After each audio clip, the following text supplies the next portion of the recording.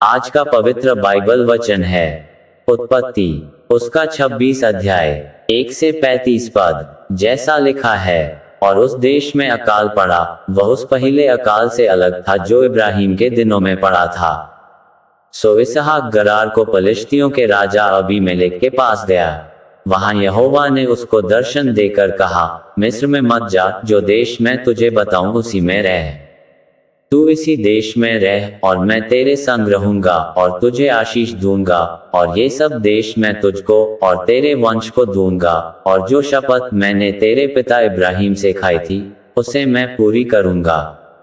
और मैं तेरे वंश को आकाश के तारागण के समान करूंगा, और मैं तेरे वंश को ये सब देश दूंगा, और पृथ्वी की सारी जातियां तेरे वंश के कारण अपने को धन्य मानेंगी, क्योंकि इब्राहिम ने मेरी मानी, और जो मैंने उसे सौंपा था उसको, और मेरी आज्ञाओं, विधियों और व्यवस्था का पालन किया। सो इसहाक गरार में रह गया। जब उस स्थान के लोगों ने उसकी पत्नी के विषय में पूछा, तब उसने ये सोचकर कि यदि मैं उसको अपनी पत्नी कहूं तो यहाँ के लोग रिबका के कारण, जो परम सुंदरी है, मुझको मार डालेंगे। उत्तर दिया, वह तो मेरी बहन है। जब उसको वहां रहते बहुत दिन बीत गए, तब एक दिन पलिश्तियों के राजा अबीमेलेक ने खिड़की में से झांक के क्या देखा कि इसहाक अपनी पत्नी रिबका के साथ क्रीड़ा कर रहा है। तब अबीमेलेक ने इसहाक को बुलवा कर कहा, वह तो निश्चय तेरी पत्नी है, फिर तूने क्यों कर उसको अपनी बहन कहा? इसहाक ने उत्तर दिया, मैंने सोचा था कि ऐसा न हो कि उसके कारण मेरी मृत्यु हो। अबीमेलेक ने कहा, तूने हमसे यह क्या किया? ऐसे तो प्रजा में से कोई तेरी पत्नी के साथ सहज से कुकर्म कर सकता, और तू हमको पाप में फंसाता। और अबीमेलेक ने अपनी सारी प्रजा को आज्ञा दी कि जो कोई उस पुरुष को व उस स्त्री को छुएगा सो निश्चय मार डाला जाएगा। फिर इसहाक ने उस देश में जोता बोया, और उसी वर्ष में 100 गुना फल पाया, और यहोवा ने उसको आशीष दी, और वह बड़ा और उसकी उन्नति होती चली गई, यहाँ तक कि वह अति महान पुरुष हो गया। जब उसके भेड़ बकरी, गाय बैल और बहुत से दास दासियां हुई, तब पलिश्ती उससे डाह करने लगे। सो जितने कुओं को उसके पिता इब्राहिम के दासों ने इब्राहिम के जीते जी खोदा था, उनको पलिश्तियों ने मिट्टी से भर दिया। तब अबीमेलेक ने इसहाक से कहा, हमारे पास से चला जा, क्योंकि तू हमसे बहुत सामर्थी हो गया है।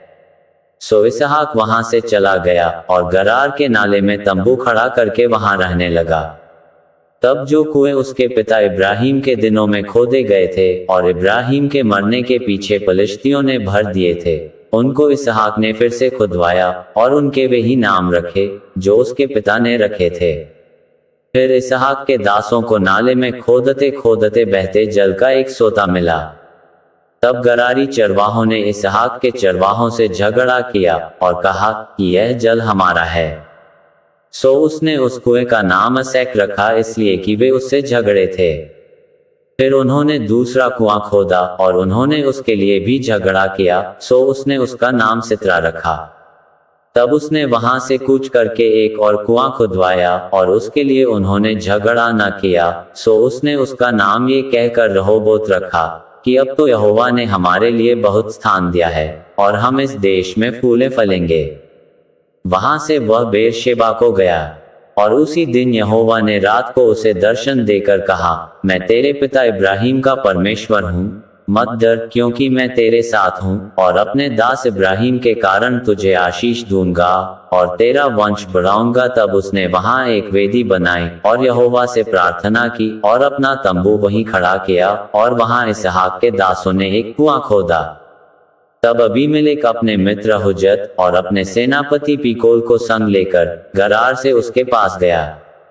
इसहाक ने उनसे कहा, तुमने मुझसे बैर करके अपने बीच से निकाल दिया था, सो अब मेरे पास क्यों आए हो?